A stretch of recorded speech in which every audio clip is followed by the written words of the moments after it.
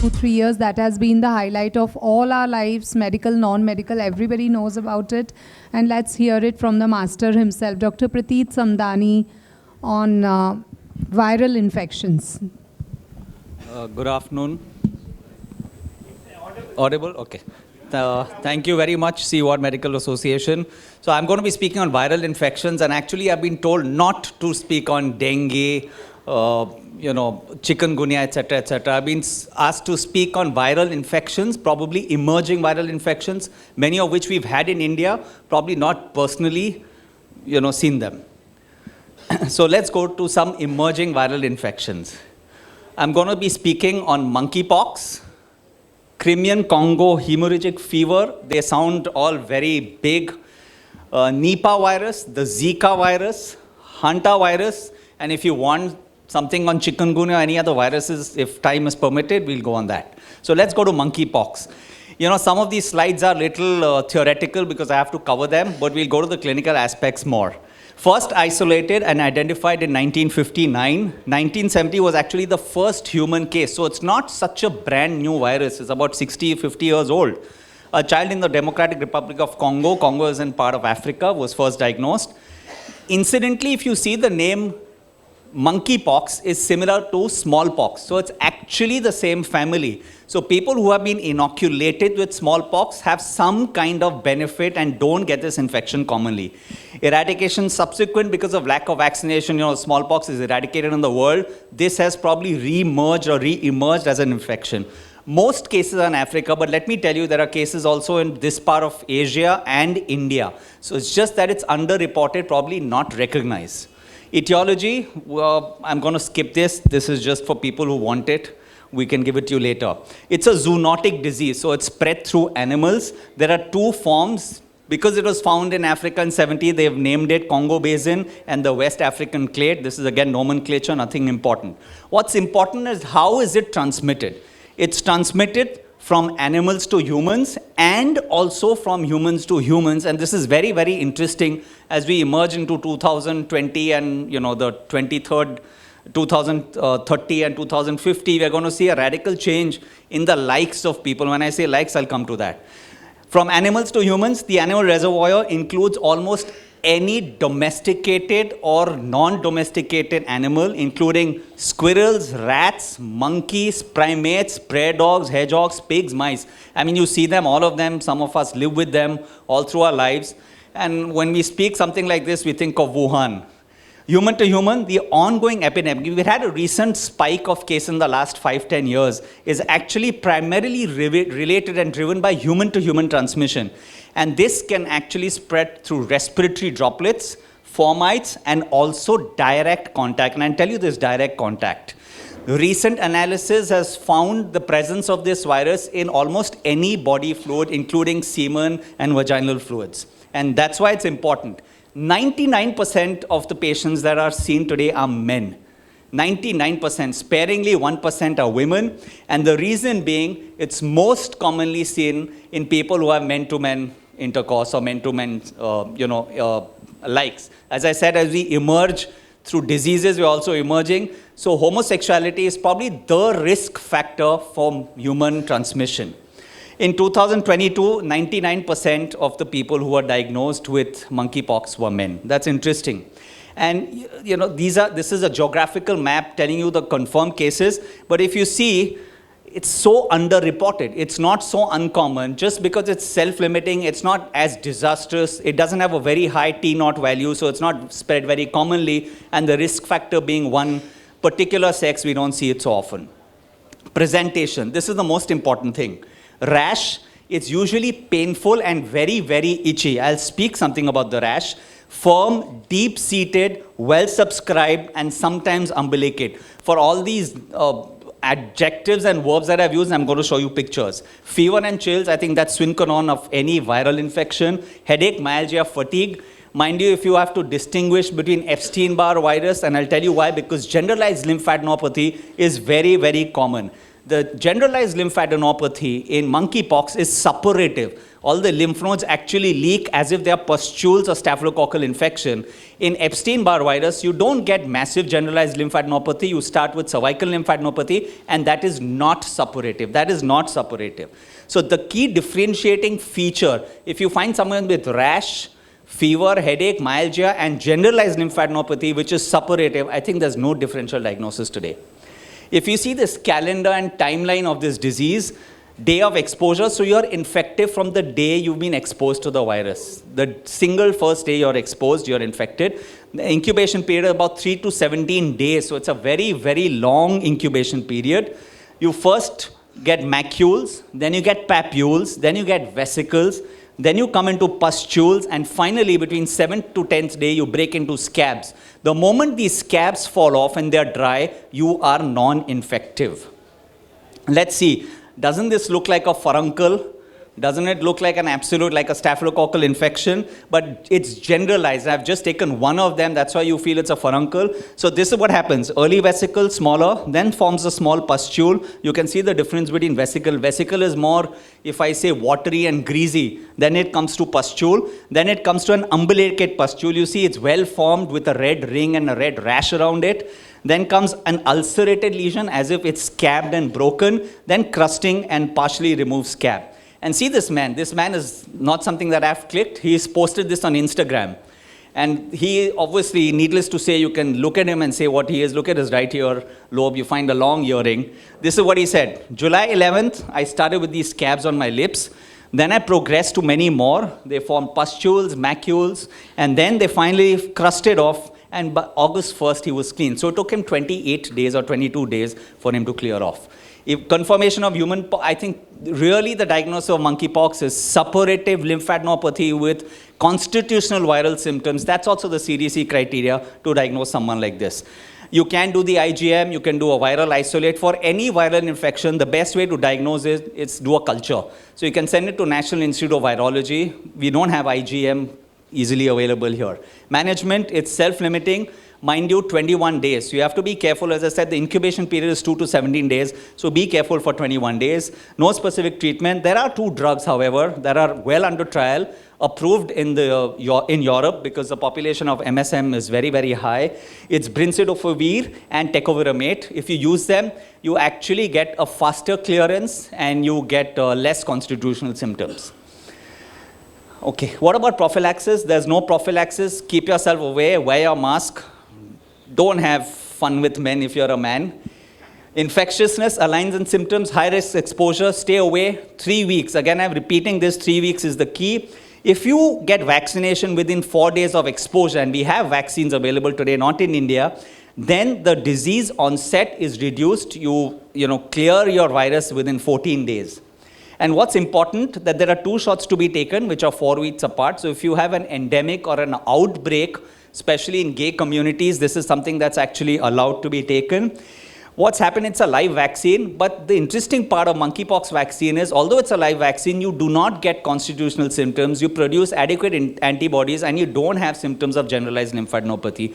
I think this is, if I thought back when I read this, it was probably related to some amount of smallpox vaccination that we've taken in the past. We go to something called as CCHF, Crimean Congo hemorrhagic fever. Disastrous name. It sounds morbid. It is morbid. Bunyieviridae family. Now, interesting. Transmission. So, basically, there are 2 modes of transmission. The modes of transmission is through livestock, cattle, deer, etc., and through what is called as a tick, a hyloma tick, which I will show you. But there is a whole cycle that the tick goes through, and amplification even the tick can get infected not only from the reservoirs and other animals, but also from the livestock, which can directly infect humans. Human to human transmission is also a possibility. Contact with blood secretions or excretions of infected animals or humans, person to person, is rare, but definitely possible. Interestingly, this is a virus that can be used for biological warfare. And I've kept one last slide on biological warfare. Not only viruses, but I'm happy to take questions on bacteria and other toxins also. Epidemiology, humans become infected by biting of ticks. Ticks are very, very common in Mumbai, in Maharashtra, in Kerala, etc., etc. Ticks are found all over. They are more reported in the western part of the world, especially US, but even India. This is a geographic distribution. Yellow means at risk. I would say we've all, people have suffered from Crimean Congo hemorrhagic fever, just that reporting is not adequate. Incubation period is small, 2 to 9 days. There are 2 stages. One is the initial stage, and the second is the heat stage. Again, initial stage is fever, chills, myalgia, arthralgia. But what's important, you get severe lumbar pain as if you've got a pyelonephritis, but it's bilateral. It's paraspinal lumbar pain, nausea, vomiting. Some people can get encephalitic symptoms like delirium and prostration, sore throat, conjunctivitis, and photophobia, almost like an encephalitis, meningitis are common. The heat period is the one where most patients are diagnosed with, and they come with a florid rash, a hemorrhagic rash, a petechial rash. If one looks at just the pictures and not the description, this looks like a staphylococcus talgate syndrome, where you have almost like a burnt out skin. Bleeding can occur from everywhere and anywhere, including the brain, nose, kidneys, etc. Mortality is very, very high. All these hemorrhagic fevers have very high mortality, as high as 30%. And if there's a nosocomial outbreak, the mortality can go up to 80 to 85%. By and large, patients do well if they start improving, and they improve within 2 weeks of time. Laboratory, again, ELISA, IgM, and viral isolation for any other virus. Ribavirin can be used, 30 milligram per kilogram, initial dose, then 16 milligram for 6 days, and every 4 hourly, and then 8 milligram, you can take it down later. Immune sera has also been used. Ribavirin is effective, but not extremely effective. Prevention, no vaccine, you have to wait. Something called as Nipah, pardon my people who are called Nipah, who have names of Nipah, this is a synonym. It's also called a barking pig syndrome. It's also called porcine respiratory encephalitis syndrome or porcine respiratory neurological syndrome. This is seen in India. We've had patients in India with this. Again, genus. What's important about this? It's a Nipah virus. It's a severely rapid progressive. I'll tell you the clinical symptoms that a patient presents with this. The reservoir is like that of Wuhan, flying foxes of fruit, bats, and this is important to the reservoir because some of us go for camping and outings and go, outdoors, and we tend to pick up fruits and eat, edible stuff from the ground. We should be a little more watchful. They can carry the virus, but they are not infected. Virus is found in urine, partially eaten fruit. That's why I say be careful. Always clean the fruit you eat. And there's no known secondary host. Why is it called barking pig syndrome? Because actually it was discovered in Malaysia, where pigs were the direct contacts. Any excreta of the pig could transport this virus. Fortunately, the pigs were not badly infected. Person to person was not reported in Malaysia, but it's been reported in India and Bangladesh. Bat to person, even bats can spread, was not reported in Malaysia, again reported in India and Bangladesh. Disease in humans, fever, headache, encephalitis. The patient almost comes with a flaccid quadriparesis, encephalitic, nausea, vomiting, photophobia, disorientation, like a typical meningitis encephalitis within 24 hours to 48 hours. If you don't recognize this patient or think of this, the obvious is bacterial meningitis and encephalitis, you're going to miss it. So it's important to image this patient and do a lumbar puncture because that's going to give us some clue and think of this disease, otherwise you're going to miss it. You're never going to be able to find out whether he was in contact with a bat or a flying fox because that's not possible. 2 minutes. Sure. Seizures progress to coma in 24 to 48 hours and rapidly neurological deterioration. Complications is septicemia, GI bleeding and renal impairment. For those who have pigs, you can ask me later what happens to them, not for us. For those who have dogs, cats, and horses as pets, we can also speak about that. No specific treatment, control, used as a biological warfare weapon, so be careful. Something about Zika, emerging disease. If you see the Aedes mosquito, it's a serial killer. I call it the serial killer. It can cause Zika, dengue. Can someone tell me what is fever amarilla? Chikungunya, it's yellow fever. All this caused by the Aedes mosquito. Again, flaviviridae, stagnant water buckets, like the way dengue is spread, Zika is spread the same way. An infected, I think what's important is the women transmission. An infected near-term woman can infect the newborn at delivery, so be careful. Even if you've had a history of contact of Zika, please screen the patient and the fetus. The earliest time you will be able to find something called as microcephaly will be at 18 weeks, no more than that. And by the time the baby is born, it may be just too late to diagnose someone. It's like diagnosing someone as pregnancy after they've delivered. It's too late in life. Incubation period is 2 to 14 days.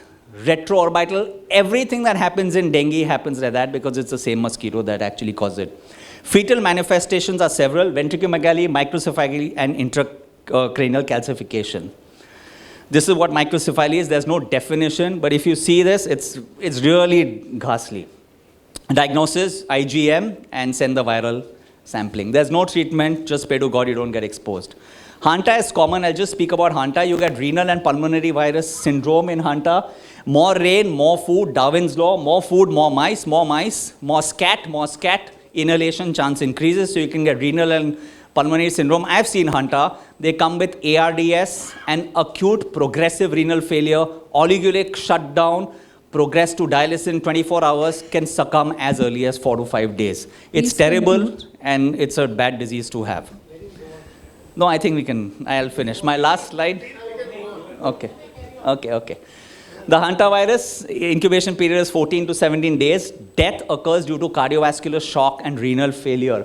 Fatality rate is 40%. I urge everyone, if you have an undiagnosed patient who comes with a pulmonary syndrome or a pulmonary renal syndrome, think of hantavirus. WBC 4000, there are no band forms, CRP is high, neutrophil predominance is not there, mild thrombocytopenia, acute onset breathlessness, cough, headache, myalgia, ecchymosis. Think of hantavirus. It's not common, but you are going to pick one or two.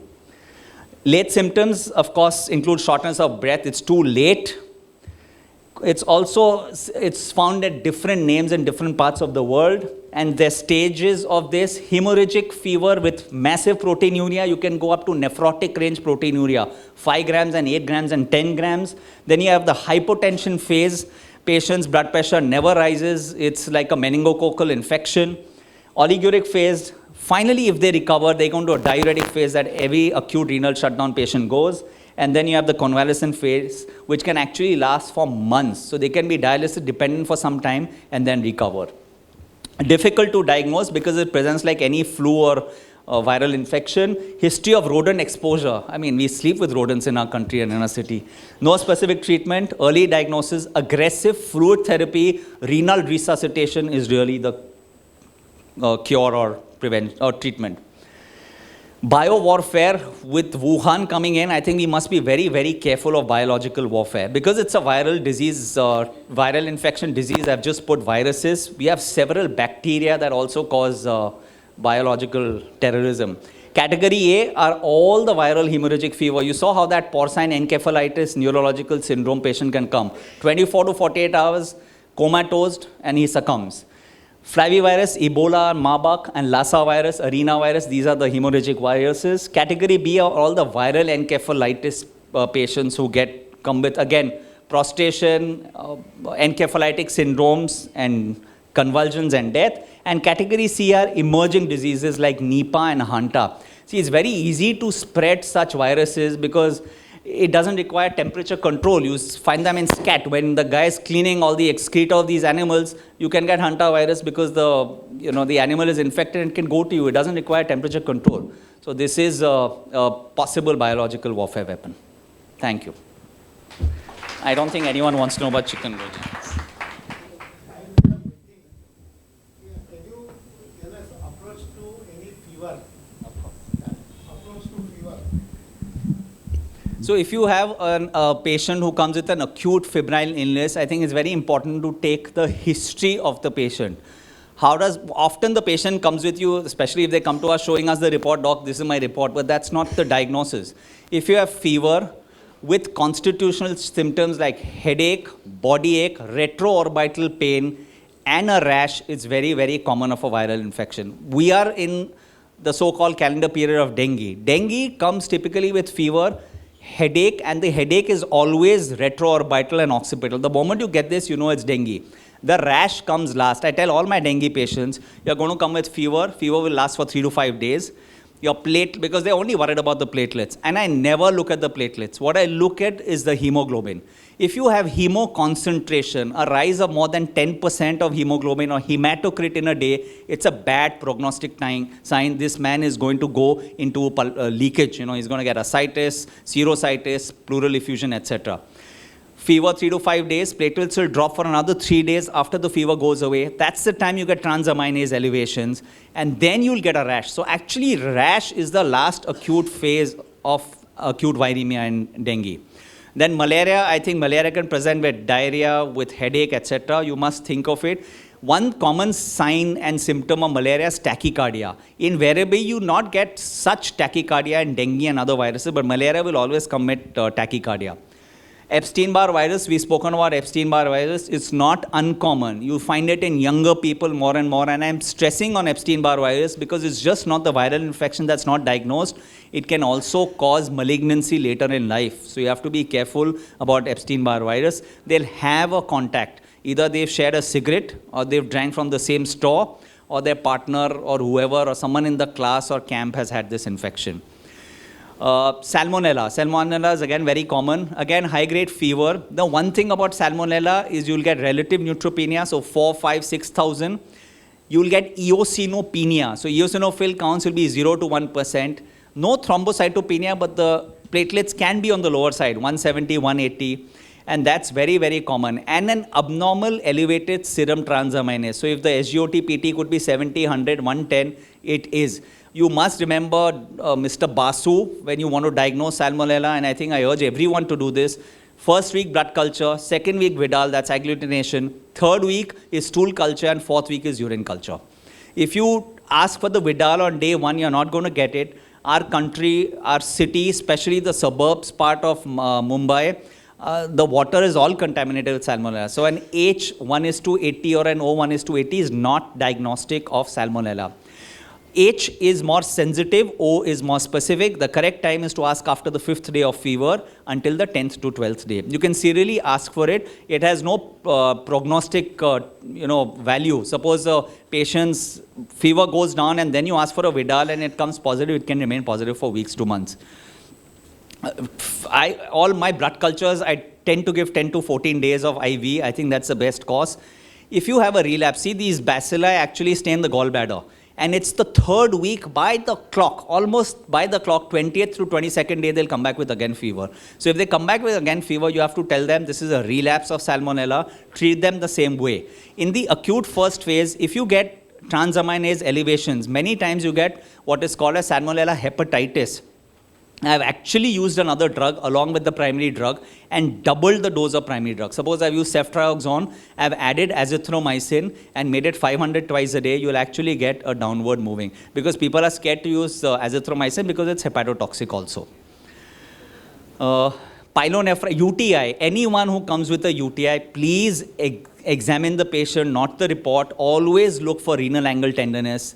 A woman, a man, especially on an SGLT2 inhibitor or a history of repeated UTIs, you're going to treat the UTI, but it's going to go back. If you don't examine the patient, don't do a little tap on the renal angles. And if there is a tenderness, do not hesitate to ask for a scan. USG is okay. If you're scared of radiation, you can ask for an MRI of the kidney and will certainly pick up pyelonephritis because the treatment duration changes. You must treat these patients for 4 to 6 weeks, otherwise they'll come back with a relapse. Obstructive nephropathy, if you have pyelonephritis, you need to drain that obstruction, whether it's a stone or a mass or whatever, then only. So remove the pus wherever it's possible. Any other infections? Any questions we can take? Of course. So now little bit of chikungunya. Because That's when you do the how test, do you discriminate between dengue fever and the other fever, which is like how? Okay. Sir, nobody wants to let you go so easily. Okay. We are waiting for India to win. We'll win over all the diseases because we are going to get infected with some disease. The match you're saying, obviously, I understood. So chikungunya, again, as I've shown you, is the Aedes. As you said about dengue and chikungunya, they present with absolute similar symptoms. But joint pains, severe joint pains is synconon. In dengue or other viral infections, you'll get muscle pain more than joint pains. You get reactive arthritis in several bacterial infections and viral infections, but reactive arthritis usually after 2 weeks and 10 days, not acutely. If someone comes with fever, headache, rash, you get a papular macular rash, which is widespread, not only on the exposed parts, lots of it on the abdomen and the back and in the lower limbs, with acute arthralgia and arthritis both, swelling as well as pain, especially the small joints. The patient is almost going to say, I can't move, I just can't move. A very interesting close differential diagnosis to this is something called as adult onset Still's disease, which also presents with fever, headache, leukocytosis, unlike this, high ESR and very, very, very high ferritin.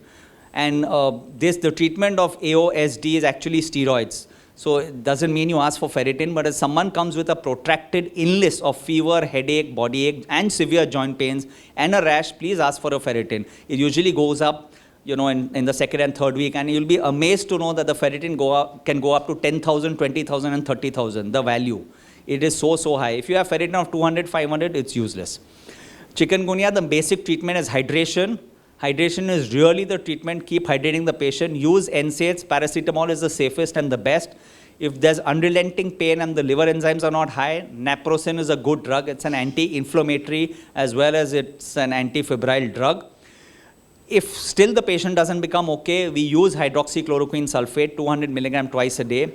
Ask for an Amsler's grid if you're supposed to use it for a longer time.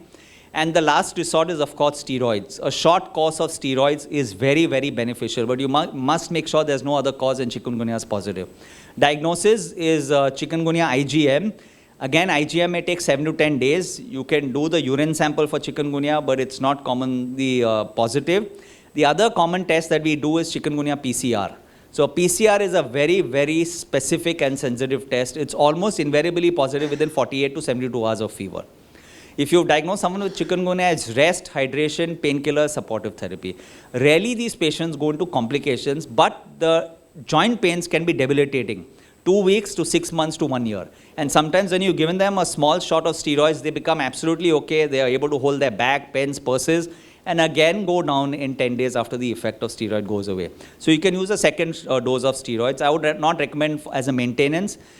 If it's a young woman who comes with these symptoms, please make sure there's no underlying autoimmune disease like an SLE or a rheumatoid arthritis. Especially it's a woman because it's not uncommon. They almost come like an overlap. They present with an acute febrile illness, chikungunya-like illness, and many times you find there's an underlying autoimmune disease which has been missed. So we very often get confused with the reactive arthritis following a viral fever, as well as chikungunya vis a vis. So reactive arthritis will usually have small joint pains. They can have hip pains, but they're usually small joint pains. There are 2 weeks usually after the acute febrile fever goes away. And the joint pains are not as debilitating as that of chikungunya. Again, with autoimmune, you'll get, if it's rheumatoid arthritis, you'll get morning stiffness. Rheumatoid factor is a sensitive test. It's not a specific test. 6 to 8% of women can have an RA positive. So just an RA positive is not, it does not mean you have rheumatoid arthritis. Do an anti-CCP if the suspicion is high. But you'll get typical morning stiffness, arthralgia, arthritis, and other systemic symptoms. Scrub typhus is also one of the differential diagnoses of fever with joint pains. Again, it's found in Ratnagiri and Panvel and Pain Belt. It's not uncommon. So it's spread by Ixodes damini. That's the vector that spreads it. Fever, headache, joint pains, and a rash.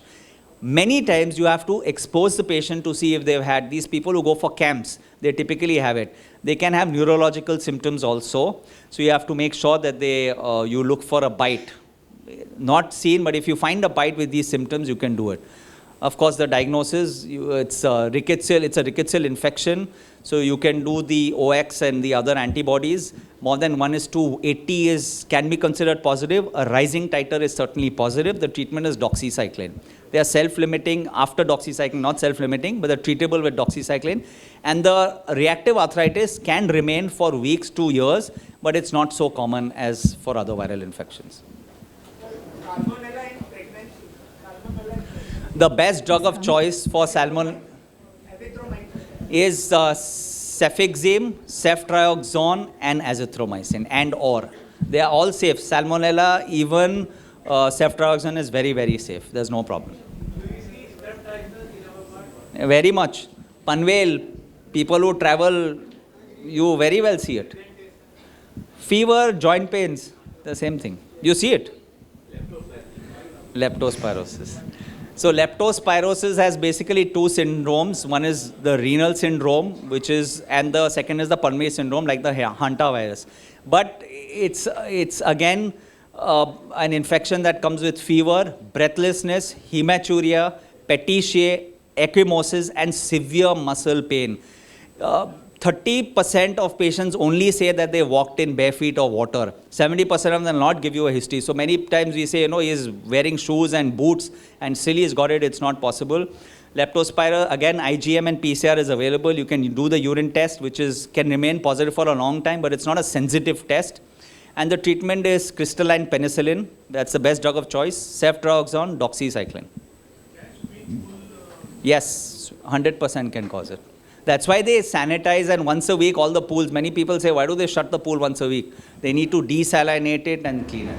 Are there viral fever where WBC count makes you a bit because I have seen viral fever where counts are 30,000, 14,000. Even in some of the COVID patients, we saw their counts were high. So COVID, I'll tell you what happens. When you see a high count, you look at the hemoglobin also. Many of them are so dehydrated that the hemoglobin and hematocrit is also risen. The moment you hydrate them, the WBC will also come down and the hematocrit will also come down. Many of the patients who have not come to you first either have a concomitant infection like a UTI, which they don't complain, or have been given steroids by someone. Thank you so much. Thank you. And while we have many questions which we can take up, I really heartedly thank Dr. Pratit Samdani for gracing the occasion and extending beyond his time, answering all our questions. Thank you so much. May I request Dr. Anil Mehta to please give a token of appreciation from our side. And can I request Dr. Tushar Shah to please load his presentation. We are very much looking forward for your talk. We are all waiting from the morning. This is the most awaited talk for the day. And we love prizes, so we all want to get prizes from you, sir. Thank you, Dr. Samdani, for coming for Educon 2022.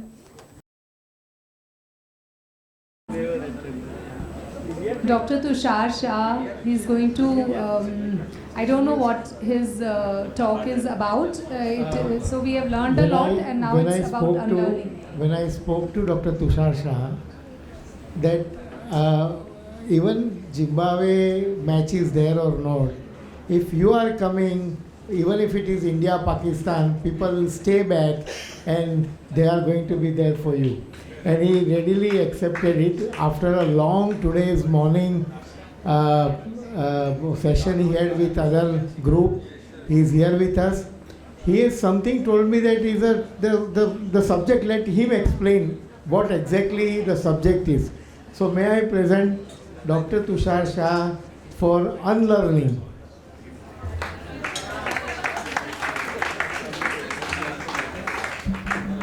So let me greet Dr. Pratit. We have not met for a long time. Thank you so much, sir, for holding the fort. I made sure that he asked so that I can listen to you. Thank you very much. The topic is the unlearning game. There is a problem. So if I come in front of the speakers, I think I'll have a problem. The unlearning game, I'll speak from here because I want to interact. It's a game.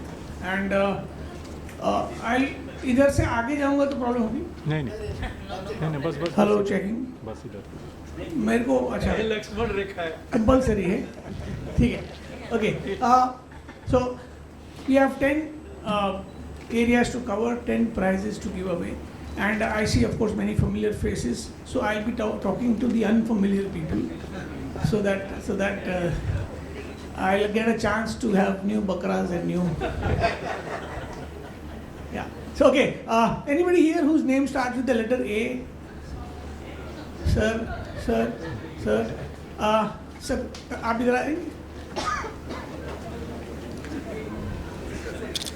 Okay, I'll be asking him don't feel bad. They'll be pulling some legs, etc. I'll be asking some questions, and then we'll discuss what can we unlearn from the subject that I'm talking about. And of course, whether he gives a correct answer or wrong answer, he gets a prize, okay? Because it's not... That's important. Then you pull as much leg you Okay. Prize है. Sir, augmentin DO use करते हैं? Brand? I do. You do. What strength? Sir, Usually in adult 60 kg. 625 milligrams twice a day. If Okay. the infection is severe, then I go a little higher. Okay. The name is, sorry, I'll share my mic. If you have another mic here, you can please give it. Otherwise, I'll share the mic. Thank you so much. When it comes to intravenous in the hospital, we give 1.2 grams IV, 8 hourly or 12 hourly, depending on the patient. Okay. And the weight of There are the some things that I don't know about, so you. So I will stick to the things that I. But I represent the crowd, so the Yeah. pulling should be on both sides. नहीं तो क्या होता है वो शेर याद आता है निदा फाजली का फेवरेट शेर है कि कभी कभी यूं भी हमने अपने दिल को समझाया है जिन बातों को खुद नहीं समझे औरों को समझाया है वो नहीं होना चाहिए ऑगमेंटिन डियो का नाम डियो क्यों है So because it has got amoxicillin with clavulanic acid. Correct. That's he gets a prize for this itself. This is good enough for me. And more prices are there. Yeah, there are many more coming up. Augmentin Dio में 625 में amoxicillin कितना है? It's 500 milligrams amoxicillin with 125 milligrams If clavulanic. amoxicillin alone is given like capsule mox, what is the dose? Adult dose, huh? Adult dose we give 500 milligrams 3 times in a day. Then 8 why hourly then or- why do you give augmentin 625 twice a day? Because that is also 500 milligrams. Does that mean that clavulanate has additional antibacterial activity? So basically it is because of the beta-lactamase bacteria which we are trying to get over it. So these bacteria they secrete a resistance to amoxicillin. So clavulanic acid has an enzyme. It takes care of the beta-lactamase. Does it kill the bacteria? The clavulanate component? Does it? Sorry, Kill. It doesn't kill the bacteria, but it does allow the penetration of amoxicillin. into the Absolutely correct. Big round of applause, and I will ask you to take your seat. Your prize is coming up. Thank you. Okay. The unlearning that we have to do here is we cannot give twice a day augmentin. We have to give in adults. If you Google or you go to Medscape, you will know that 40 kg plus deserves 625 TDS. Yes, big round. So unlearn the twice a day. I think psychologically the brand name Duo has made it PD. That is the psychological effect on us. Please give augmentin TDS. That is the only thing I want you to unlearn. Another thing that can be unlearned related to augmentin, always TDS because MOX is TDS. Remember, clavulanate does not become bactericidal additionally to amoxicillin. It just saves that amoxicillin. But 500 mg PD is not enough. It is 500 TDS. Another thing to learn about amoxicillin is that clavulanate is needed for those bacteria which produce beta-lactamase enzyme. When augmentin is used for respiratory tract infection, most of these bacteria do not produce beta-lactamase enzyme, and hence amoxicillin alone should be sufficient. However, the availability is a problem, so we have now, kind of as a force of habit, started using the more costly augmentin. Okay. Sorry. दोनों में से कौन सा देते हैं नहीं देते हैं? सर आप देते हैं क्या देते हैं? आप क्या देते हैं ज़्यादा एलोपेरिनॉल या फेविकोस्टैट? ज़्यादा एलोपेरिनॉल. आप क्या देते हैं? एलोपेरिनॉल. सर आप सब एलोपेरिनॉल. सर आप इधर आइए जल्दी. फेविकोस्टैट देने वाले हैं. We have the mics please. एक माइक मेरे पास रखें.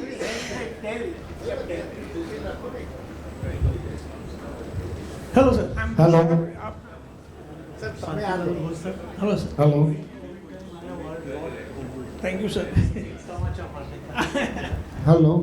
Okay. Dr. Gosar. I am Dr. Santilal Gosar, He prefers practicing at Parel. he prefers febuxostat over allopurinol. We'll ask him why. Why do you prefer? Because nobody was preferring. Why do you prefer? Because it's a single day dose, Correct. Absolutely. 40 milligram or 80 milligram, depending upon the weight. Correct. And it is a safe medicine Correct. for any gouty type pain. Okay.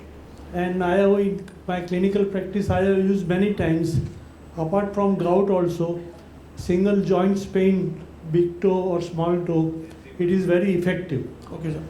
This is my clinical experience. Absolutely. So I'll just ask you a couple of questions about therapy, and then we'll unlearn a few things so that we all of us should go on the correct path together. If a patient comes with severe pain of the great toe right now, today, to you, and the uric acid is 9, what is your prescription? Same, febustatic. How much and with a what? With Depending upon the weight of the 80 patient. milligrams, suppose 80 kg So 80 milligram OD OD, and for then, 5 to 10 days. and that will relieve the pain, or you'll have to add something. If it doesn't relieve, then we add NSAID. Okay, fair enough. So I'll do some unlearning here. Can we give him a prize? Dr. Osher. chocolate and chocolate. Yeah, फूल देता है. Chocolate तो मिला है. नहीं, और second chocolate. Thank you so much, sir. I'll take the mic and yeah. Please take your seat. Okay, so a couple of things to unlearn here. Most of you know things that I want to say, but here this is. One thing is between allopurinol and febuxostat, if a patient is young, you might give febuxostat. If the patient is old, there is some higher risk of myocardial infarction with febuxostat. So there is a black box warning about myocardial infarction with febuxostat. So if you are giving febuxostat, think about this. Any patient who has predispositions, I would not like to give febuxostat. The problem with allopurinol is not just that the dosing is multiple doses. We have xyluric OD available. The problem with allopurinol is that it has rash, including Stevens-Johnson syndrome, which can cause a major problem. So whenever you give allopurinol, it's a dose-related, duration-related rash usually. So start low, go up, and if tolerated, continue with allopurinol. If not tolerated, switch to febuxostat. That is fine. Another problem that we have, like he of course said, in acute pain of gout, never give allopurinol or febuxostat. It is not a pain reliever. In fact, it will worsen the pain. Why will it worsen the pain? Any sharp decrease or increase in uric acid worsens. Thank you so much. Worsens the pain. So, in acute pain of gout, please refrain from giving uric acid lowering therapy for at least 3 weeks, 4 weeks. Don't give immediately. First relieve the pain. You know that the pain relievers are colchicine, NSAIDs and steroids. So you choose whatever you like. Okay, so another unlearning aspect here is that never give in asymptomatic patients with hyperuricemia urate lowering therapy unless the patient's uric acid is more than 9 at least, or the patient has CKD and uric acid is more than 6. Refrain from giving urate lowering therapy in asymptomatic. When I say asymptomatic, I mean no kidney stones, no gouty arthritis. We unnecessarily give just by looking at the report that we have to, meaning this is abnormal, so we have to give. Irrespective of the level of it. Asymptomatic, irrespective of the... I'll repeat what I said. If it is below 9, don't give if asymptomatic. 9 and above, some people say 11 and above, give irrespective of symptoms or stones. So wait till at least 9 before you give urate lowering therapy. Atherosclerosis and hyperuricemia are interrelated. Second is hyperuricemia independent factor for chronic kidney disease. Can you elaborate? He is asking if atherosclerosis is a risk factor associated with hyperuricemia, and hyperuricemia being an independent damager of the kidneys. Again, above 9 you treat because of this reason, that it can damage the kidneys. But below, One thing that we have not unlearned is that we don't have to treat every abnormal report. We don't have to treat every abnormal report, right? Your child has some ab matlab समझते ना? Some shortcomings. You don't correct everything. वो आपकी करने लगेगा. तो वो नहीं करे. सबकी shortcomings correct करने की जरूरत नहीं. उसी तरह reports को correct करना जरूरी है. So that brings me to my next theme. How many of you yourself take atorvastatin? How many of you? 1 person, 2 persons, 3 persons, 4 persons. Sir आपको पूछूं? आइए खड़े हो जाइए.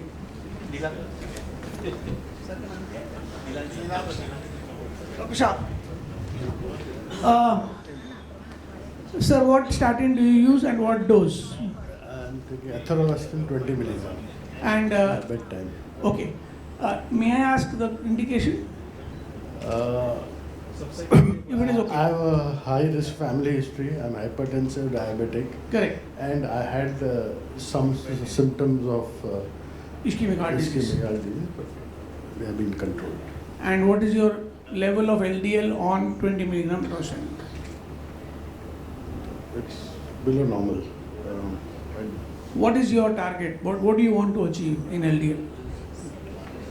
below 100. Below 100 you want to achieve. Okay. So first of all, maybe give him a prize, please, for telling us all this about himself. Thank you, sir. It's okay. So he has risk factors, hypertension, diabetes, may have some coronary artery disease symptoms, and his LDL has come down to below 100, and your sugars are controlled. Yeah. Okay. And you are taking atorvastatin 20. If I told you, why don't you take Rozua 10, what would you ask? I'm comfortable with it. So why change? You are comfortable with atorvastatin, why change? And if you get, do you know that if you can, diabetes can get tinea, cruris, can they get? Yes. Suppose then I give you itraconazole, would you take that? No, okay. So I would like you to sit and change the medicine tomorrow. I'm just joking. Okay. So thank you, sir. You can keep it. I'll come back. So now it's atorva versus rosuvastatin. That's what you're So what I'm trying to say is we have to unlearn giving some drugs. Some drugs have to go into the dustbin. Like one dustbin drug is atorvastatin. Now, I know many people will be surprised, will be kind of, but one dustbin drug is atorvastatin. 2-3 reasons. One reason is atorvastatin is not superior to rosuvastatin. Whether rosuvastatin is superior to atorvastatin, I don't know. Atorvastatin is not superior, non-superior to even in kidney disease, non-superior to rosuvastatin. One. Atorvastatin has significant CYP-related drug interactions. If you know CYP, cytochrome P450 is a liver enzyme system, multiple enzymes, 50 enzymes plus, and CYP3A2 is an enzyme which is which metabolizes atorvastatin. And there are many drugs which inhibit CYP3A2, raising the blood levels of atorvastatin. So clarithromycin, if you have pneumonia, atypical pneumonia, or H. pylori, will do that. Atorvastatin levels will rise, myopathy can occur. Itraconazole, same thing. Quinolones, same thing. So too many drug reactions and rosuvastatin has none of these drug interactions with CYP. None. So it is a no-brainer for me. No-brainer that you should stop atorvastatin completely. Right? One thing. The CKD stage, they advise only atorvastatin, not. I have not read any evidence that, sir, you will have to correct me if I am wrong. Pratit, is Rozua contraindicated, bad for CKD? Nothing. Nothing at all. Myoglobinuria is more with the. Albuminuria is nonsense. Myoglobinuria, acute myoglobinuria. Is more with The rosuvastatin. Because with what dose? Same dose or 10 milligram is compared to 10 milligram? Absolutely no evidence of, but to me, you must show me the evidence that Rozua has any more toxicity in CKD or whatever. Anyway, the point is this. When you give a patient atorvastatin and that patient goes to a skin specialist for tinea, will the skin specialist know the drug interactions? Yes or no? He will know the between what and what? You are a skin specialist. Amazing. You get the point. I'm so glad. So it is impossible for all the I'm not even going to the orthopedic department. Yeah. So it is impossible for people to know that. So please do not prescribe atorvastatin. It is true for all ozoles that way, sir? Or is it only with itraconazole? No, fluconazole has different drug interactions through a different CYP. Okay. So that means fluconazole can be given that way. Yeah, but tinea cruris, fluconazole doesn't work, right? In diabetics. Yeah. So then we go for other things.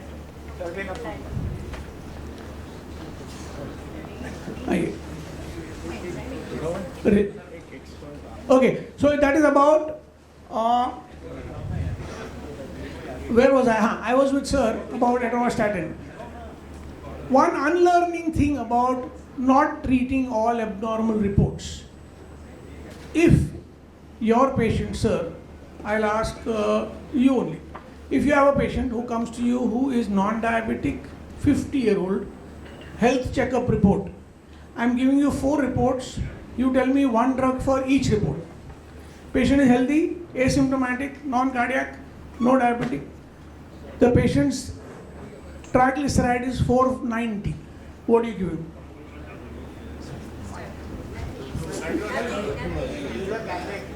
He's a gynec. Sorry. They are good people? Sir, 490. 490 triglyceride, 50-year-old male, no risk factors. What is your drug of choice? 490, 50-year-old. No drug. Lifestyle management done. After lifestyle management, 490. Now what drug? Report repeated somewhere else. Triglyceride 490. What drug will you give? No drug, sir. Only the Still, we will wait. intake has to be checked. Thank you so much. Sir, no drugs about 600. Yes, sir. Sir, you are very brave.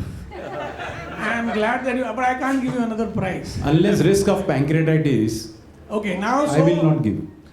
So all of us have seen so many patients receive fenofibrate for 250, 300, 190, 150 also, because 145 is the upper limit in most labs. Sir,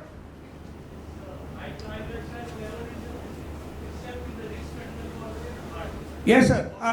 I will talk about that. Thank you. So now, triglyceride has to be treated when? 3 or 4 very clear-cut recommendations that I think are correct and you should follow. Any patient who has had triglyceride-related pancreatitis, whatever the current level, give. Any patient with an absolute level without any issue of pancreatitis above 1000, give. Any diabetic patient who has 500 or more, give. Any diabetic patient with proliferative retinopathy and 250 or more, give. Right? These are the absolute indications of giving. Patients with aggressive atherosclerotic coronary artery disease, एक stent, दूसरा stent, तीसरा stent, CABG, then keep the triglyceride below 250, give. Right? These are some indications of giving hypertriglyceridemia therapy. Otherwise, please don't give a drug which with statin will become quite toxic both to the muscles and the liver. Creatinine also rises. Creatinine also rises, correct. Now let us go to another. Sir, many of our colleagues, including patients as well as doctors, who are very normal cholesterol, but hypertension, diabetes, senior citizens, taking shouldn't be taken. Yeah. He is asking, many of our patients, including doctors, take a statin at the smallest indication if they are diabetics, hypertensive, etc. So diabetic patients taking a statin is valid in most situations, right? Like sir is saying target is 100, sir, target is 70. You must keep your LDL at 70, and if you've had a myocardial infarction, they say now 55 as the target, which is fine. But if the patient has no hypertension, no diabetes, then what is the level of LDL that you should treat? Is the question. 100 and above. LDL, no diabetes. 190. 190. If a patient is between 40, more than 40 years of age, and the patient has no risk factors, 190 is the LDL that you will say, okay, I have to treat. There are some situations if the patient has extremely strong family history of young myocardial infarction, young sudden cardiac death, or if the patient is a very heavy smoker, you may take the liberty of treating above 160 also. But above, the reason that there is statistic for that. The statistic is the numbers needed to treat, the NNT becomes very high to save one myocardial infarction. So if you give 300 patients atorvastatin, if for 190 LDL, you will save one myocardial infarction over 10 years. Will you give? Will you, if you inform the patient, okay, 300 लोग में से दूंगा तो एक तुमको एक को heart attack नहीं आएगा, हाँ? वो आपको छोड़ के चला जाएगा, कोई सवाल ही नहीं. Sir, you were saying something.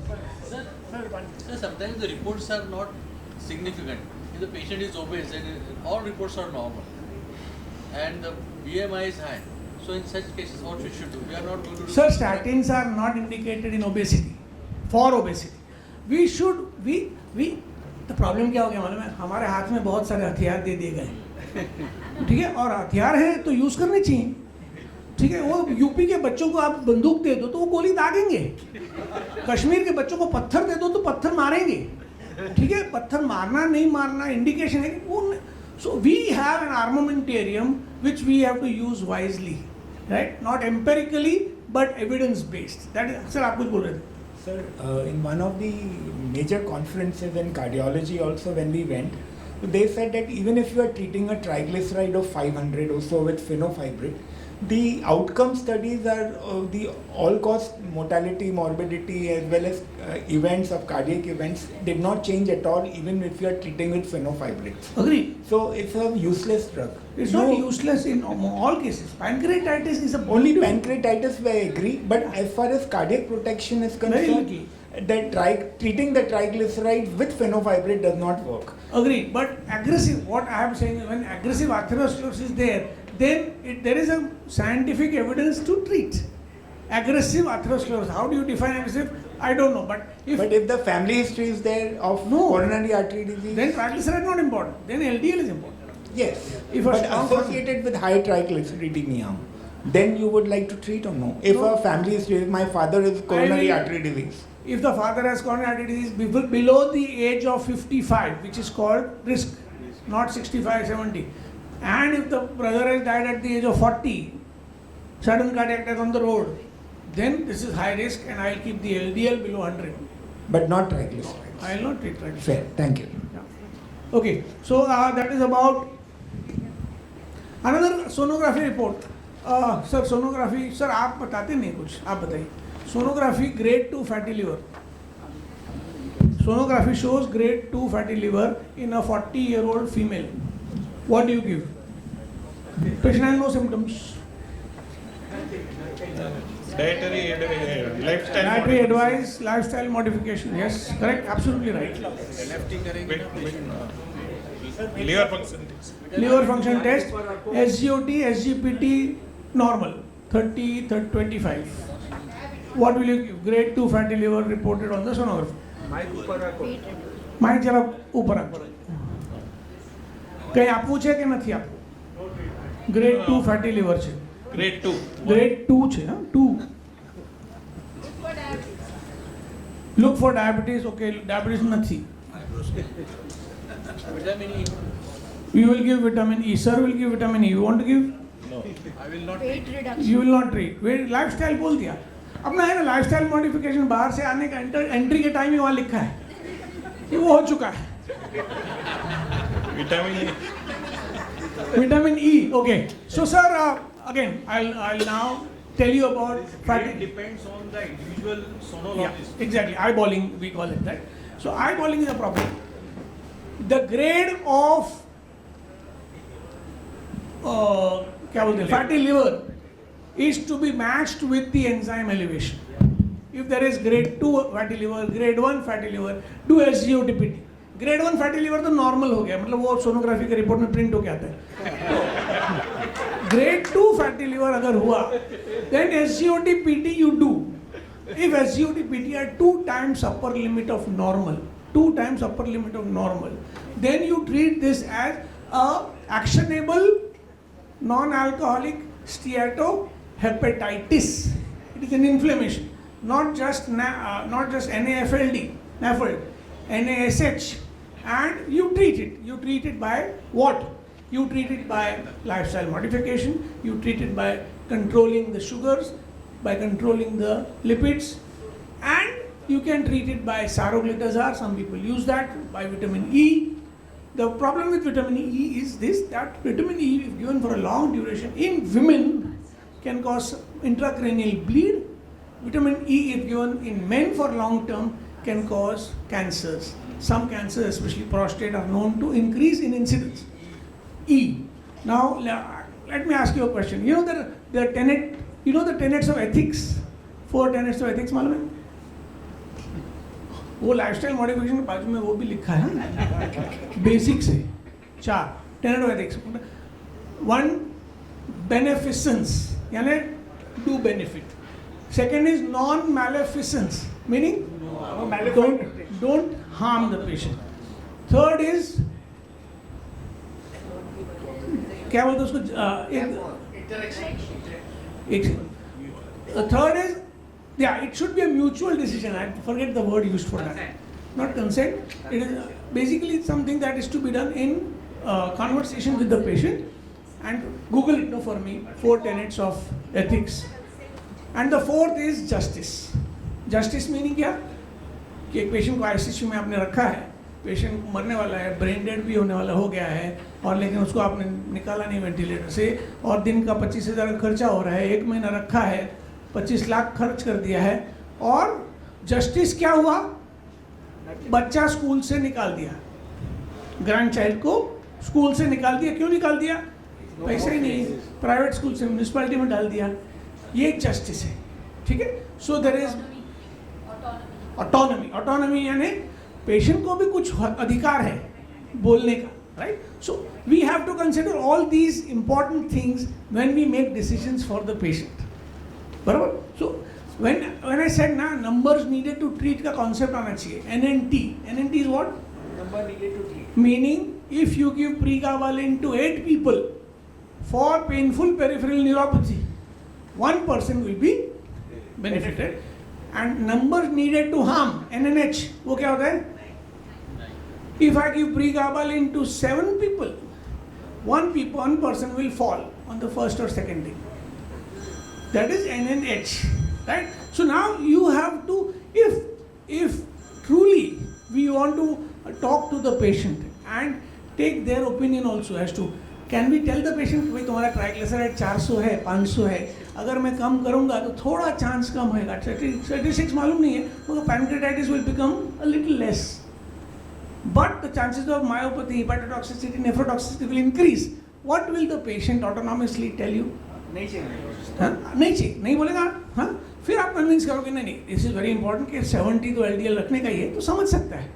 So you have to consider what would you do as a patient yourself when you have to take a call on medication. Not everything requires medication. Vitamin E is not required if the patient's SGOT-PT are normal. Even if the grade 2 fatty liver is confirmed by 2 sonographies, right? SGOT-PT have to be high to call it hepatitis, non-alcoholic steatohepatitis. Right? Okay, so that is about fatty liver. Then another thing that happens is T-score. T-score क्या होता है? Bone density. Yeah. What is bad T-score? We have a radiologist here. Sir, minus 2.5 से कम. किधर? Where? Which bone? Which bone should be given importance and which should not be given importance? Spine and hip should be given importance. Do you know that they do this forearm भी करते हैं? Forearm में करते हैं, ankle कर दो वो करते हैं. सो फोरआर्म में -4.5, what will you do? Forearm -4.5, what will you do? Spine minus 2.1. Forearm, nothing. You tear the report up. Have you ever done that? Have you ever torn a report? There are 4 or 5 kinds of report that I'll tell you which you have to tear. Minus 4.5 forearm on which you will give osteophos or whatever you give has to be torn. Actually, I write on the reports. Tear नहीं करते हैं क्योंकि patient का शायद insurance मिल जाएगा office में से. उस पे लिखते हैं कि this is an incorrect representation of the patient's physiology. Do not report minus 4.5 in forearm. Please stop doing forearm. Right? So you must know what to see. So osteoporosis में problem ये है, 2 problem है. एक तो minus 2.5 in the spine or the hip joint is abnormal. But is that abnormal always an indication of giving alendronate? Is it, sir? It is not an indication of giving alendronate by itself. You can give osteoporosis drugs if you think that the patient has fragility fractures. Menopause तो चलो है ही है. हर post menopausal minus 2.5 को आप ऑस्टियोफॉस देने वाले हैं? क्या आप हर पोस्ट मेनोपॉजल में बोन डेंसिटी करते हैं? हर एक में? Do not give unless the patient has fragility fracture or even a fracture of any kind, and then you find minus 2.5. Read the indications. They are all very crystal clear. All guidelines are crystal clear about when to give bisphosphonates, when to give anabolic drugs like denosumab or teriparatide. और अभी क्या है कि orthopaedic surgeons के मेरे पास orthopaedic surgeon का आगा ही पड़ेगा. So any orthopedic surgeon here? Any orthopedic surgeon here? हाँ, then I can take liberties. Okay, so orthopedic surgeons का ऐसा है कि उनके हाथ में कुछ दे दिया ना, वो बच्चे की माफिक है, वो कश्मीर के बच्चे की माफिक है, उसके हाथ में पत्थर दे दिया तो वो यूज होने वाला है. राइट? सो ये पत्थर है. कौन सा? टेरापैराटाइड, डेनोसुमाब, ये पत्थर है. तो अभी वो बिस्फोस्फोनेट पुराना हो गया है. बिस्फोस्फोनेट इंपॉर्टेंट नहीं है. अभी हम लोग पत्थर बड़ा वाला मारेंगे. ठीक है? 16,000 रुपीज वाला पत्थर मारेंगे. Again, very good drugs. I am saying they are very good drugs. They are osteoblastic drugs. They improve bone formation. And that word for them, improving bone formation, is huge. But not everybody requires bone formation. Otherwise, everybody will take. Why should you not take? You are after menopause. Why should you not take? I am 60. Why should I not take? I should take. My bone is being formed. I am very happy. But that does nothing. It does not reduce my fracture risk if I take it without any reason. The point is there any evidence of denosumab or teriparatide in a particular situation? Fragility fracture, high minus 3.5, T-score, strongly indicated. So you must have evidence. And where do you find evidence? Suppose you have to read for evidence. Sir, where do you find evidence? Where do you read for evidence? Huh? Cochrane review नहीं. Cochrane notes में critical reviews हैं. Not American reviews and European review. Google में क्या type करेंगे वो बोलो. Google में आप ऑस्टियोफोरोसिस के लिए क्या टाइप करेंगे? क्योंकि इतना इजी है. The point is we can't live in a world where we think and do everything empirically. We can't. We should not. We have everything on our finger tips literally. Evidence based medicine. You have to just search in Google. And what do you search? Current guidelines for teriparatide. Enough. You in 5 minutes know European guidelines, American guidelines, NICE guidelines, every guideline. Right? You don't have to go to a lecture and don't have to listen. You have to do it on your own. Stop being taught by the medical reps. That's all we have to do. Yeah, we don't need to be taught by the medical reps. Right? Okay. कोई prize नहीं दिया अभी किसी को. Sir को prize दो नहीं. ऐसा क्या कमेटी में हुआ तो प्राइज नहीं लेने का? I am so sorry Kamlesh भाई, so sorry. Bisphosphonate treatment is My mistake. actually it is optical improvement of bone. Yeah. Not quality of bone which So I think what bisphosphonates do is they retard the progression of osteoporosis, correct? And they reduce the incidence of fractures. Definitely they do. but they have to be given when indicated. That is the point. Teriparatide is being used for patients who are very elderly and the bone fracture are not healing in the requisite time frame. So Then they are using it. Okay. He's saying for fracture healing also you use teriparatide. Which are orthopedics are doing.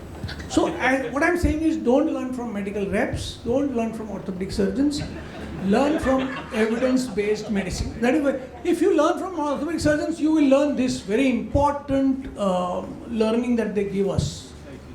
I'm sorry I'm being insulting, but I cannot resist that.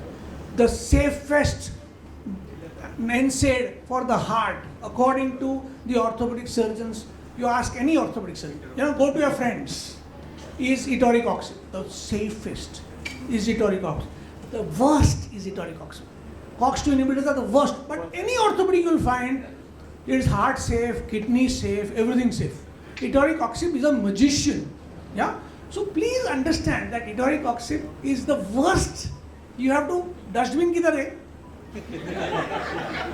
Dustbin में डालने का etoricoxib. You cannot keep etoricoxib in your prescription. Atorvastatin, etoricoxib are both dustbin drugs.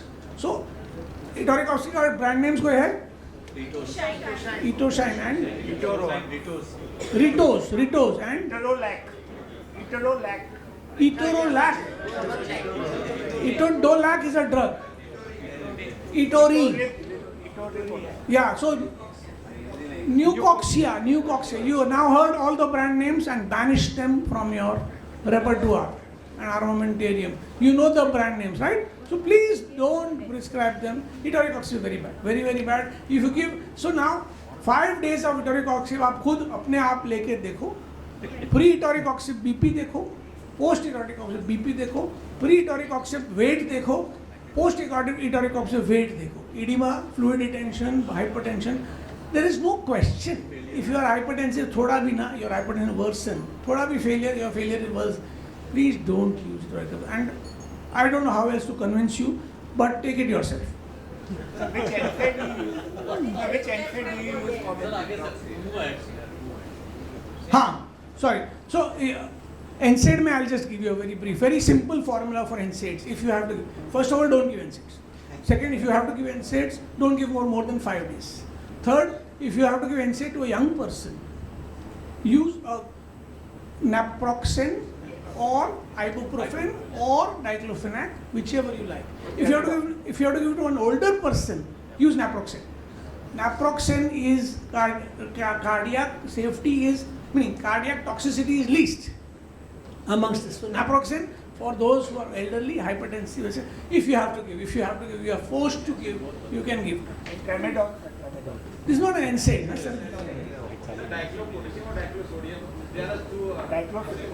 Potassium and sodium.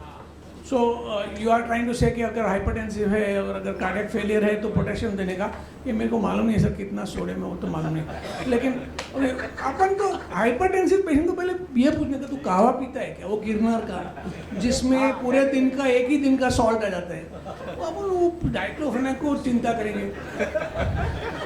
तो Very true. Okay, let's go ahead. One unlearning that we must do. You will have to warn me before 10 minutes. One unlearning that we must do is about diet.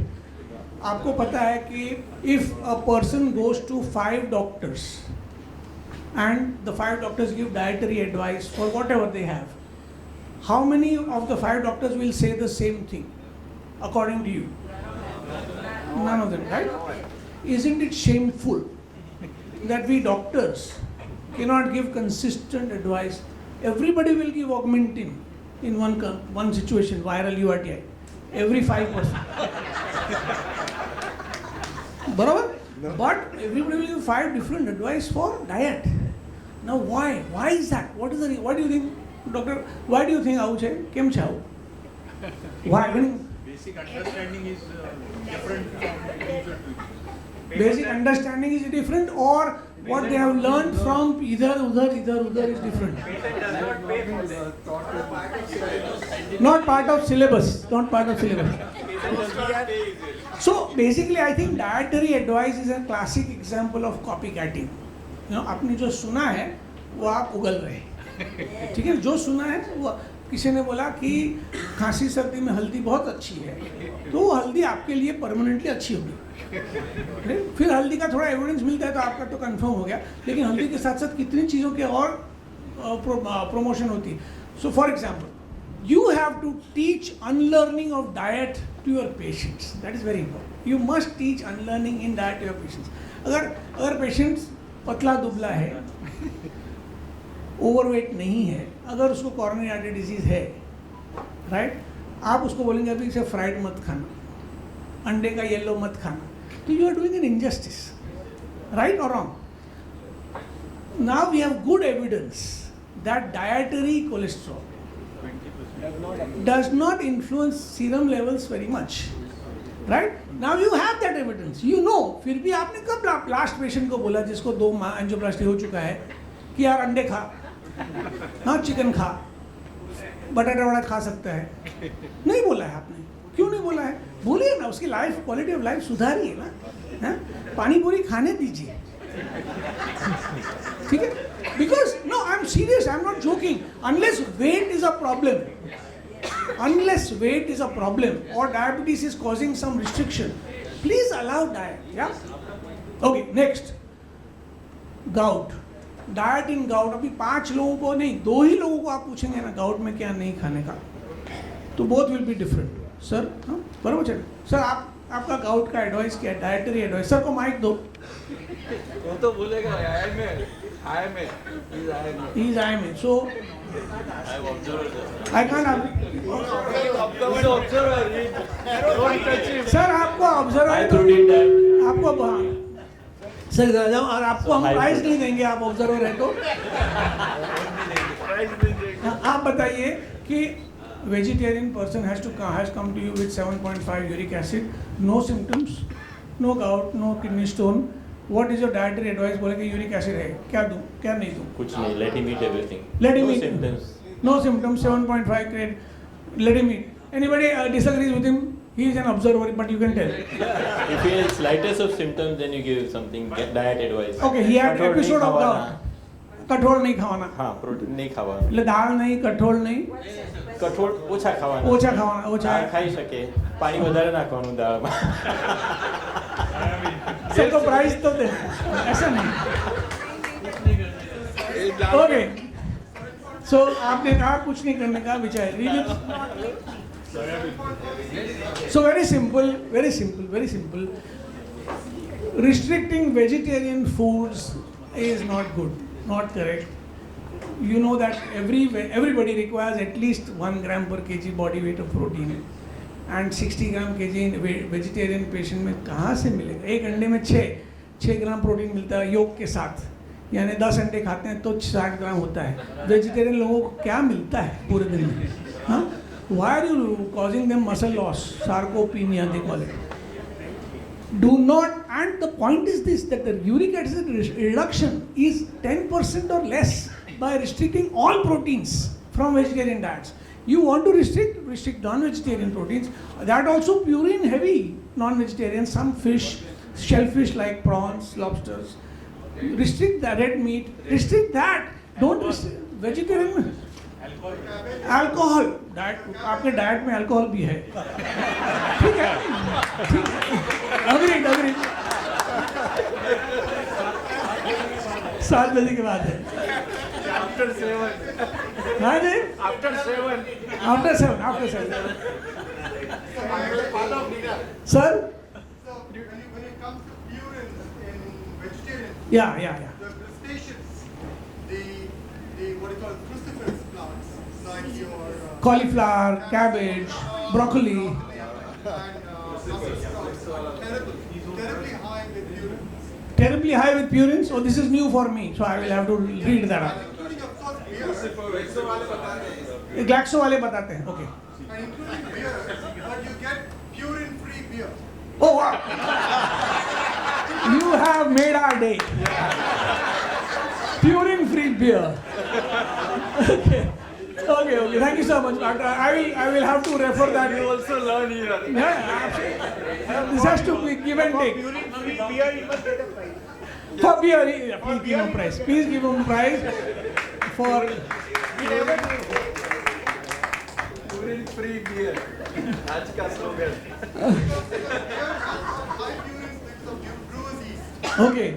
Very high amounts. Okay. And of course, the uric acid comes from sugar. So if people eat fruits with a lot of sugar, that Okay. uric acid is going to go up. Okay. Thank you so much. Sir, either dietitian. અહીંયા fourth floor પર છે Onyx bar. When, next time when they make urine-free beer, let me. मतलब बार-बार जाना नहीं पड़े ना. Okay, let's go on to my next dietary grouch. This you know everybody, kidney stones के patient में dietary restriction में you don't have to restrict dairy products, you don't have to restrict dietary calcium. Dietary calcium actually is useful in patients with recurrent calcium oxalate stones because dietary calcium chelates oxalates in the diet and does not allow oxalates to be absorbed and decreases the production of kidney stones. So please don't restrict calcium in diet in patients with oxalate stones. That is everybody knows. और जो चीज़ें महंगी हैं और फालतू हैं उनके बारे में पेशेंट को बताना ज़रूरी है. For example, cranberries in urinary infection. Yeah, no evidence yet of Pack D tablets or cranberry juice. The placebos. Do placebos work? Yeah. So if you think that you want to give placebos because they kind of will work, वो E. coli को भी मालूम पड़ना चाहिए कि ये if they work, yeah, then you please give placebos. Otherwise, Pack D वगैरह are waste of money. Similarly, placebo की तरह भी kiwi and dragon fruit will not raise platelet count, even as placebos.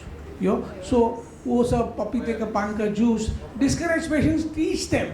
But important thing is teach patients because patients वो अभी एक बच्चा took dragon fruit, वो pink वाला dragon fruit आता ना, डेंगू था, dragon fruit 93,000 platelet count, took we didn't know that he had taken a lot of dragon fruit, he had hematuria, significant blood जा रहा है urine में. फिर पूछा कि ड्रैगन फ्रूट कितना खाया, तुमने सुबह दोपहर शाम रात एक पूरा ग्लास ड्रैगन फ्रूट जूस पिलाया है और उसका कलर आता है या पिंक. तो unnecessary they got admitted actually in the Nanavati hospital in panic. Yeah, so that is the problem with them not knowing. Educating the patient should become a part of our practice. That is very important. Okay, that is about diet. Or anyone of you here taking atenolol, if you can disclose that, please raise your hand. Atenolol, anyone taking atenolol? Atenolol is the largest selling BP medicine in the country. It is still. Atenolol amlodipine remains the largest selling. Okay. It is still number one. Okay.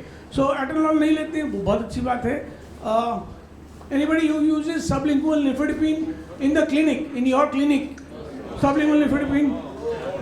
No. Very good. क्यों नहीं use करते sir? इतना अच्छा कर. 7 drop of BP. So अभी clinic में क्या करते हैं? 230/160 आया तो क्या करेंगे?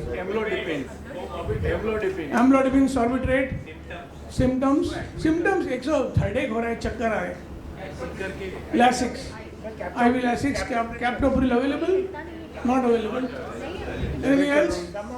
The patient has to be admitted and brought down the blood pressure gradually. Correct. So that perfusion pressure has to be taken. So what sir is saying is admit the patient. अगर आपको 230/160 मिलता है तो clinic में कुछ भी नहीं देना है, सीधा. Patient is symptomatic. If he is asymptomatic, we can manage with oral drugs and monitor the patient. If patient is symptomatic. If the patient is not symptomatic, he would like to give 160 diastolic. What do you give the patient? Not sublingual nifedipine, आपने बोला, not sorbitrate. Calcium channel blocker. Calcium amlodipine. Okay. So now the thing to unlearn and learn is calcium channel blockers as acute drugs are out. Do not give nifedipine definitely, nor amlodipine. Give labetalol. Beta blocker. Labetalol as an emergency medicine, short acting, fast acting. Give 100 milligram, 200 milligram, 400 milligram, 800 milligram, 1000 milligram in a day. Give labetalol as an acute drug before you admit the patient or give IV Lasix? Patu? I think 6 minutes. 6 minutes. Okay. Okay. So labetalol as an acute drug is now approved instead of sublingual nifedipine. Very important. Brand name Labet. Another brand name. Sorry. Norma Day. Okay. He's a gynecologist. Okay, of course. Norma Day.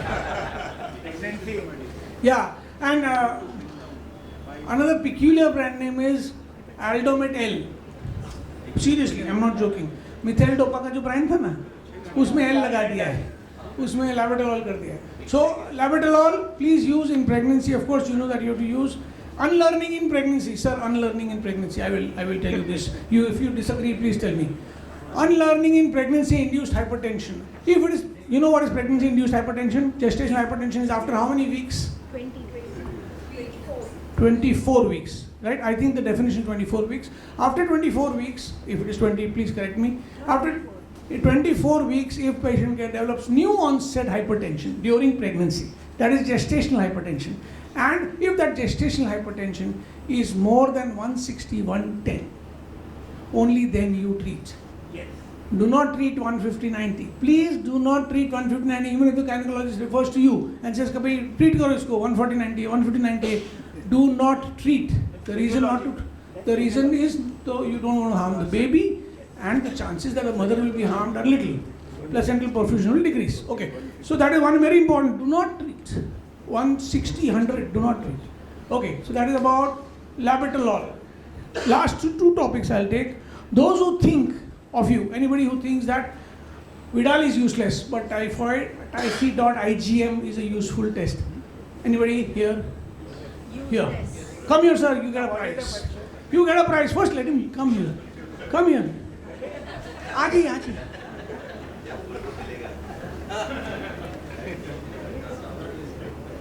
You will get the prize even otherwise. Mike. Yes. Okay. Typhoid IgM. Do you think that Vidal is useful, sir, or useless? It's useful in second week. After 7 days. So you are going to wait? Yeah. 1 week I will wait. बुखार चलने देंगे? Viral we will wait for 5 days. Viral चलने देंगे? Culture तो करते नहीं ना? नहीं. Culture already antibiotic start होता है. Without before culture. मतलब वायरल है. एक हफ्ता वायरल है.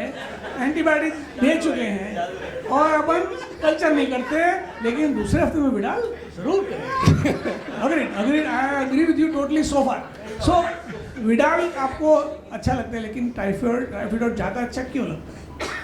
typhi.igm ज़्यादा अच्छा क्यों लगता है? More sensitive. ये IgM है. Yes. मतलब IgM जैसे हम लोग डेंगू में बोलते हैं ना, 5वें दिन पे पॉजिटिव होता है. ये कौन से दिन पे आप बेचते हैं IgM बुखार के? 4th-5th day. 5th डे पे IgM बेचते हैं. Yes. और अगर नेगेटिव आया तो टाइफाइड नहीं है. We'll wait for few more days. फिर विडाल भेजेंगे ना. फिर विडाल भेजने ही वाले हैं. तो मैं आपको प्राइस तो दे ही नहीं वाला हूँ. बहुत प्राइस देंगे. He is honest with his answer. This is what is going on. The way the practice is Ideally, done. this is what is going on. Sir ये वर्ड आइडियली ठीक नहीं था, बाकी सब ठीक है. Dr. Samdani made it very clear, sir. Blood culture in the first week. Don't do Vidal in the first week. Okay. Patient चला जाएगा. Thank you. मुश्किल सवाल पूछ लिए हैं.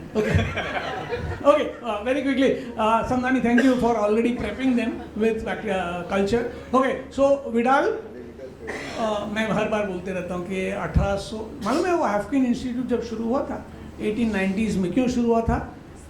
वो वहाँ पे क्या हुआ था? प्लेग हुआ था मुंबई में, तभी हैफकिन का फॉर्मेशन हुआ था.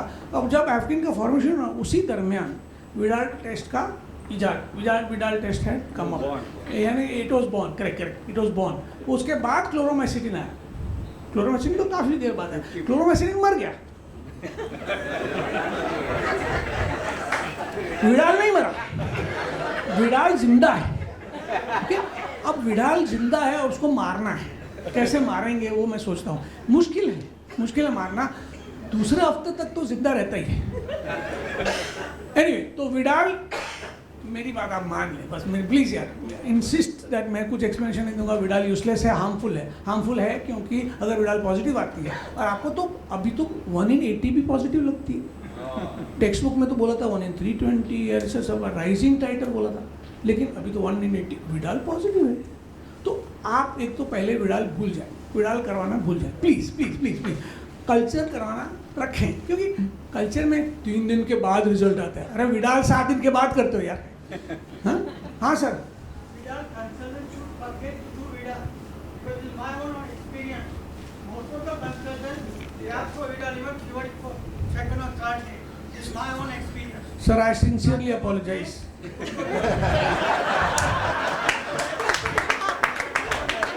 He is saying that consultants are to blame for teaching GPs that you do Vidal. I agree with you, consultants are setting bad examples. Problem ये है, ब्लड कल्चर बोलते हैं कोई नहीं कराता है, कोई नहीं कोई पेशेंट नहीं कराता। या एनीथिंग पे आज बोलो blood culture, patient refuses blood culture. any time patient they come with a Vidal test, हाँ, what they ask us, right.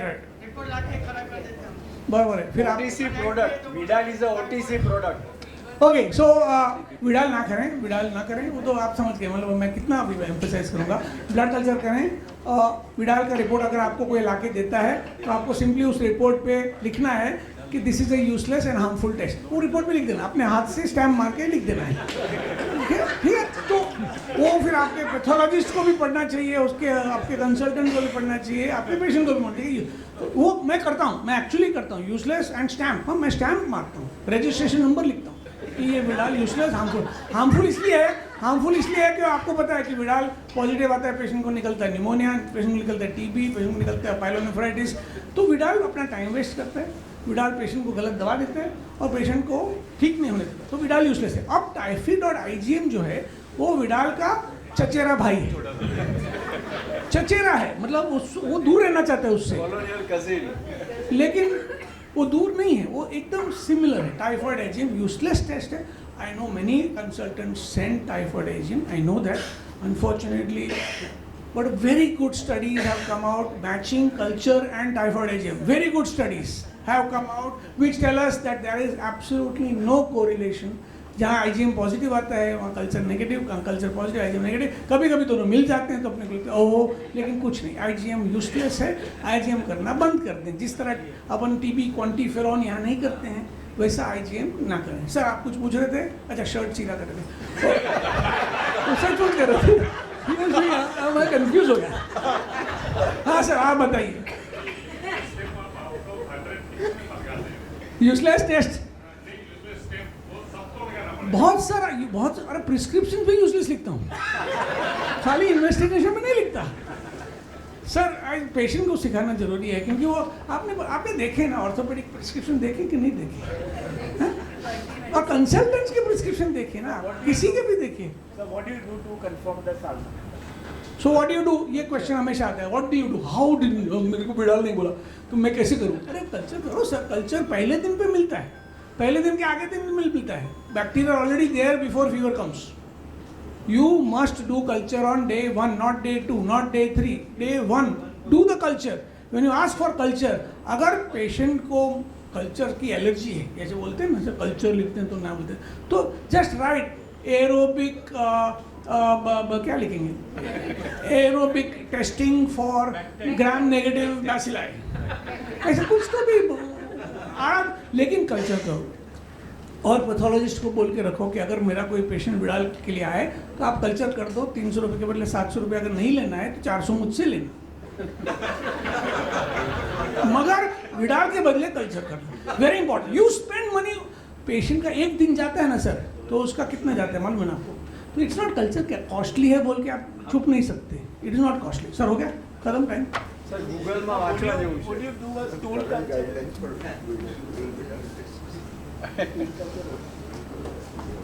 ये सर मुझे दिखा रहा है कि 1 in 160 विडाल, ये कौन सा वेबसाइट पे दिखा रहा है मालूम है सर? पढ़ो तो सही, SRL लैब्स, कितना ऑथोरिटेटिव है। लैब वाला बोलते हैं विडाल करो, तो बोलेगा ही उसके तो फीवर पैनल में भी विडाल है, right? So when do you ask for a stool culture? Blood culture. Sir अभी we do only automated blood culture. Automated का Bactec is a variety of machine, brand of machine called Bactec. We write automated. वो automated नहीं समझेगा तो aerobic blood culture for gram negative bacilli. इतना लंबा लिख दो आप, अगर आपको टाइफाइड जानना है तो. इसका फोन आएगा. पैथोलॉजिस्ट क्या बोलेगा? इससे अच्छा विडाल कर लो ना. क्या ऐसा नहीं. अच्छा लास्ट टॉपिक ले लूँ कि अभी बंद? Okay okay. Is there anybody here who does not allow their child or children or grandchildren to eat street food like pani puri? एकदम स्ट्रिक्टली घर में मना है. आपके घर में मना है. आपको प्राइस दे सकते हैं? आपका नाम क्या है? I'm Dr. Sonia. Doctor, please take a mic and come here.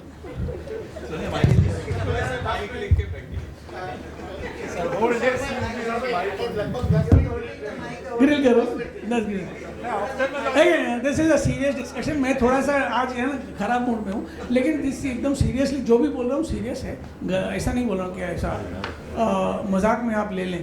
तो पानी पूरी घर पे बनाते हैं आप? अच्छा, बाहर नहीं खाने देते? कितने छोटे बच्चे हैं? माइक हाथ में रखें. 10 and 13. उनको you strictly not allowed as far as possible. The reason?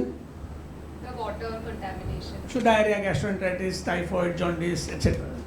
Absolutely fine.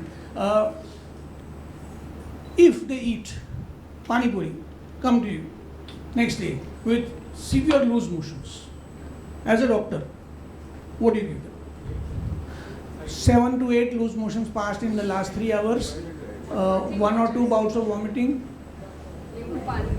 hydration, right? Now the patient develops fever, 101. What do you give? Take to a doctor. Take to another doctor. Pediatrician. Oh, I'm sorry. Pediatrician पास लेके जाएंगे. Okay. The doctor tells you take ofloxacin with ornidazole. What do you give? O2, oflox, TZ, O2, very good drugs, very good drugs. What do you do? I'll do as per the pediatrician. As per the pediatrician. Huh? So find a good pediatrician. That's my only advice. Yeah. Give it a try. You must give it a try. Yeah, क्या होगा? Okay. Y.R. Ambedkar sir is a very good pediatrician. Just to tell you, so go to him every time without fail. Okay.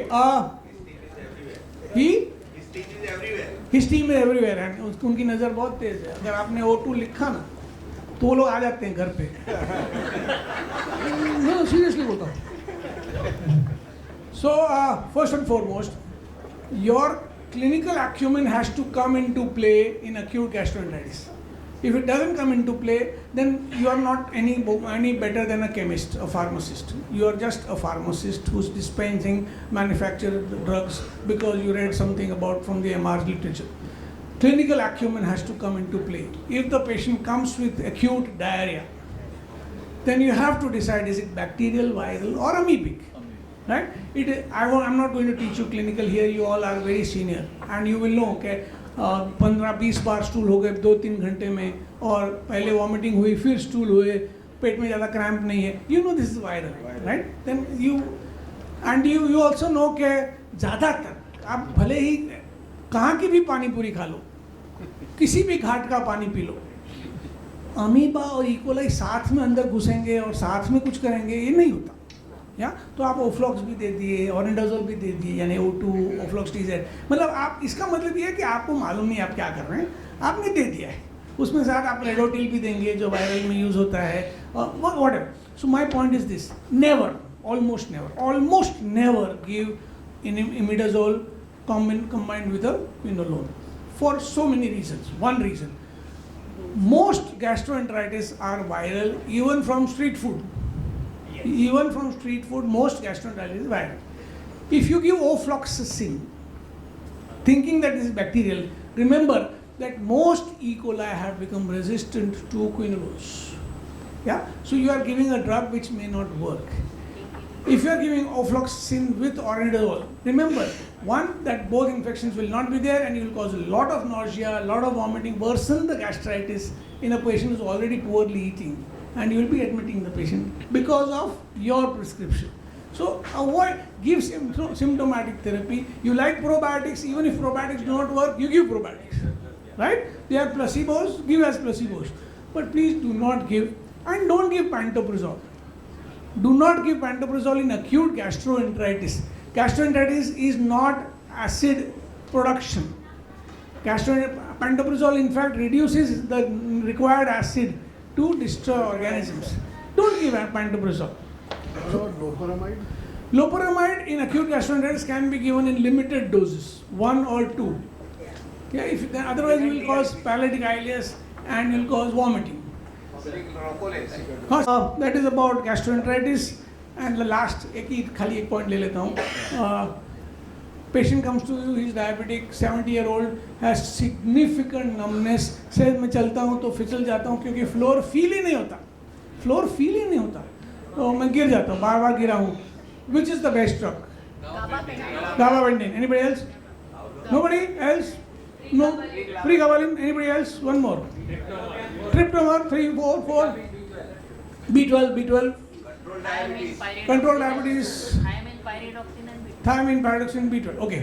So, single most important thing to unlearn is you have to give anti-neuralgia drugs only if there are positive symptoms, not negative symptoms.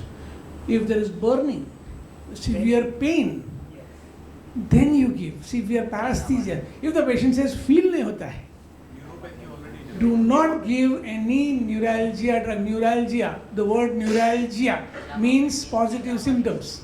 Then you think of your amitriptyline or whatever you want to give.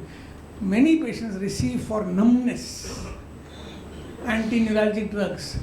They will have significant side effects and you will unnecessarily harm. We can, as doctors, do more harm than good, as a rule. As a rule, right? We have to restrict that harm so that our ratio improves. Yeah? Thank you so much. Our association and, Thank you.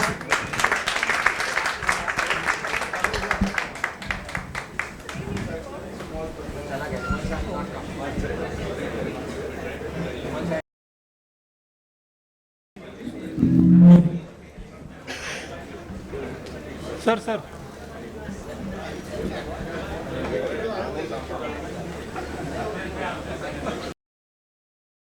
Thank you. And please join us, tea, coffee, snacks. And I wish to thank Dr. Tushar Shah once again for a wonderful and an interactive session.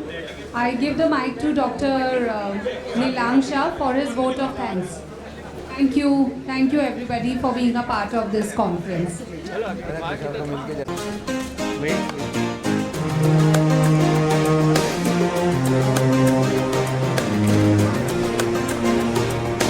Video challenge है तब बात कर तो चाहते I can always sing the song. मेरा तुम्हारा मिले सुर मेरा तुम्हारा तो गीत बने हमारा